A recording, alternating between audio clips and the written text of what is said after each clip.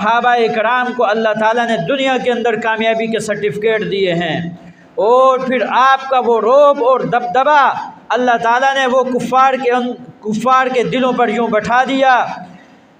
کہ 313 ہو کر ہزاروں پر غالب آتے ہیں، 1000 ہو کر 10,000 پر غالب آتے ہیں۔ اور صرف یہی نہیں، صحابہ اکرام نے جب اطاعت رسول کا جذبہ اپنے دلوں کے اندر بسایا، لکھا کہ صحابہ کا ایک لشکر جب وہ افریقہ کے جنگلوں کے اندر پہنچا، رات کا وقت ہے، افریقہ کے جنگل اس وقت مشہور تھے کہ ان جنگلوں کے اندر بہت بڑے بڑے ہر قسم کے درندے یہاں پر موجود ہیں۔ ایک صحابی جنگل کے ایک کونے میں کھڑے ہو کر اعلان کرتے ہیں، او جنگل کے درندوں سنو، آج نبی کے غلام اور نبی کے صحابہ اس جنگل کے اندر رات گزارنا چاہتے ہیں، لہٰذا آج اس جنگل کو خالی کر دو۔ مورخین نے لکھا ہے کہ شیر بھی اپنے بچوں کو اپنے منہ کے اندر اٹھا کر جنگل خالی کرتے ہوئے نظر آتے ہیں۔ تو میرے بھائیو، جب انسان نبی کی اتباع کے اندر لگ جاتا ہے تو اللہ تعالیٰ اس کے اندر وہ رعب اور دبدبا بٹھا دیتے ہیں کہ پھر 313 ہو کر ہزاروں کے اوپر غالب آتے ہیں۔ آج جب ہم نے نبی کی اتباع اور آپ کی فرما برداری کو چھوڑ دیا تو آج دیکھتے نہیں کہ پوری دنیا کے اندر مسلمان کیسے مغلوب ہوتے جا رہے ہیں۔ آج کفار مسلمانوں کے اوپر کس طرح حملہ آور ہو رہے ہیں۔ آج ادھر فلسطین کی طرف نہیں دیکھتے،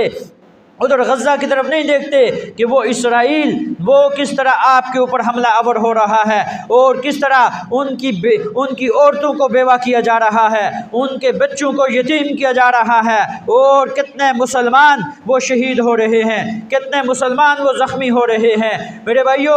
آج سوچنے کی بات ہے، آج اس بات کو ذرا سوچنے کی ہے کہ آج کیا بات ہے کہ مسلمان مغلوب ہوتے جا رہے ہیں۔ ہمارے دل کے اندر سے وہ اطاعت رسول کا وہ جذبہ ختم ہو چکا ہے۔ آج ہمارے دلوں کے اندر اگر وہ اطاعت رسول کا وہ جذبہ موجود ہوگا، آج ہم بھی 313 ہو کر ہزاروں کے اوپر غالب آ سکتے ہیں۔ آج مسلمان وہ کفار کے اوپر غالب آ سکتے ہیں، لیکن آج ہم نے نبی کی اتباع کو چھوڑ دیا، نبی کی فرما برداری کو چھوڑ دیا، جس کی وجہ سے آج مسلمان مغلوب ہوتے جا رہے ہیں۔ میرے بھائیو، آج ہمارا حق بنتا ہے کہ آج جو فلسطین کے اوپر بہت زیادہ ظلم و ستم ہو رہا ہے،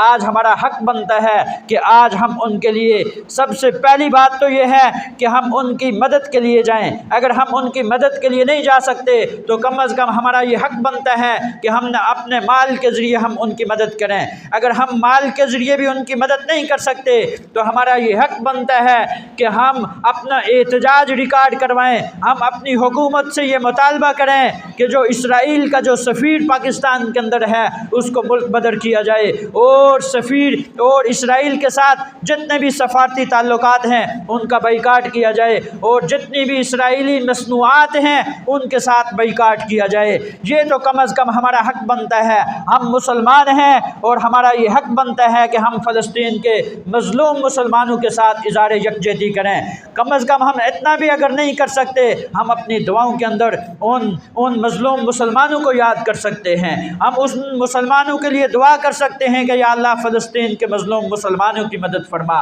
غزہ کے اندر جو مظلوم مسلمان ہیں یا اللہ ان کی مدد فرما۔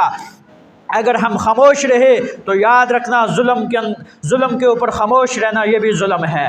ظلم کے اوپر خاموش رہنا یہ بھی ظلم ہے۔ کہیں ایسا نہ ہو کہ ہمارا نام بھی ظالموں کے اندر لکھا جائے۔ ہمارا حق بنتا ہے کہ آج ہم اس پر آواز اٹھائیں کہ جتنے بھی مسلم ممالک ہیں ان کو چاہیے کہ وہ فلسطین کی مدد کریں، اور کہ ہم فلسطین کے مسلمانوں کے ساتھ ہیں، ہم غزہ کے مسلمانوں کے ساتھ ہیں۔ تو میرے بھائیو، ہمارے دلوں کے اندر اگر اطاعت رسول ہوگی اور ہم نبی کی اتباع کے اندر لگ جائیں گے تو آج یہ مسلمان یہ کم نہیں ہیں، مسلمانوں کی تعداد بہت زیادہ ہے۔ اگر ہم تھوڑے بھی ہوئے، ہمارے دل کے اندر وہ نبی کی اتباع ہوگی، نبی کی اتباع کا وہ جذبہ ہوگا، تو یاد رکھنا آج ہم قلیل ہو کر بھی ہم کثیر کے اوپر غالب آئیں گے۔ لیکن اگر ہم نے نبی کی اتباع کو چھوڑ دیا تو یاد رکھنا جس طرح آج ہم مظلوم بنے ہوئے ہیں دنیا کے سامنے، اسی طرح ہم مظلوم بنے رہیں گے۔